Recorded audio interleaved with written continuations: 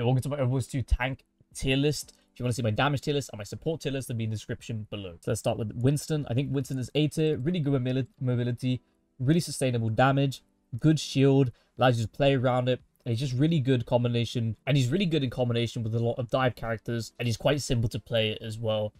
And for that reason, he's an A tier. Diva, S tier, literally insane. 6-second defense matrix, can basically one-shot squishies with micro missiles. Insane mobility, even better than Winston's.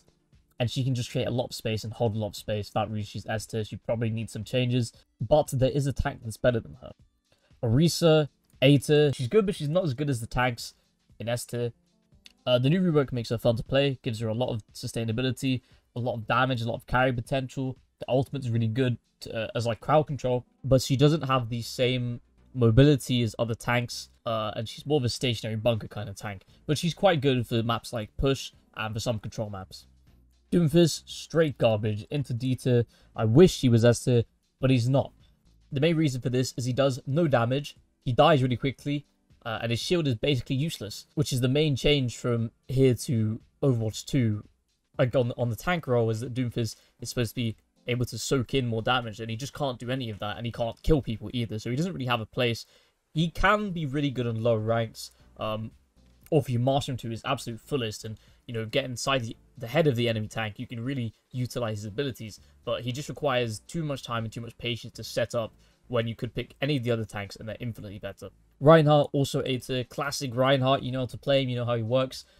Less shields means Earth Shatter is more effective, especially into more divey comps. He doesn't need to worry about getting his Earth Shatter blocked, and less crowd control also means that Reinhardt does better holding down the front line. It's also the strongest shield in the game, I think, which makes him A tier. Roadhog, B tier, because he's very, very self-centered. He doesn't really do much for any of the other players on his team. Hook is still really strong, one-shot squishies. You can zone with him, kind of. You can kind of create a wall between the supports and your team, almost, if you sit there trying to threaten your hook. But he's very vulnerable when he's hooking, and the only thing he has going for him is that he lives for a long time because of his heal, but your teammates probably won't because you don't have utility to support them. Zarya, straight S tier, best tank in the game. She can be invulnerable for 6 seconds straight using her bubbles.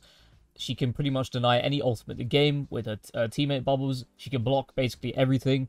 Her damage output is crazy, especially now that she has 2 bubbles on demand. She can get charged really, really fast, and she melts people.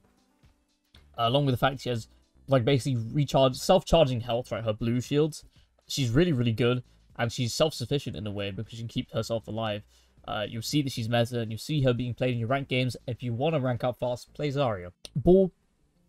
I'm going to put Ball in C tier because I personally... Actually, no, I'm moving on to B tier. I personally think he's really good, but he's just not got the same utility that the other tanks have. Like, the same straightforward utility the other tanks have. He takes a lot of skill and precision to play. I think if you can play him correctly, he'd jump straight up to S tier, but if you can't play him correctly, you're inting, and he rides that very, very thin line where you can't really protect your backline, so the backline has to be with you almost, but it's very hard to manage, and he gets to be a whole lot, especially when you can just play Winston and you protect your team by putting down a bubble. You know, there's a lot more simpler characters for you if you aren't a Wrecking Ball one trick. Sigma, also B tier. He's really good on some maps, also has a shield, good damage, really good CC on his rock. Quite good for holding down, like, bunkering some points, but I don't see him being too much stronger than that. I think he's in a good place right now. I'd like to keep him here. He's at the very top of B tier.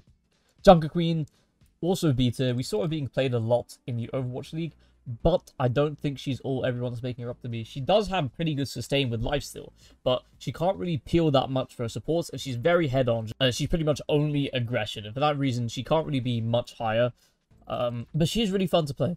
So if you enjoyed this video, subscribe to the channel, follow me on socials, and the damage and support tier list will be in the description below. Thank you for watching. Hope you enjoyed.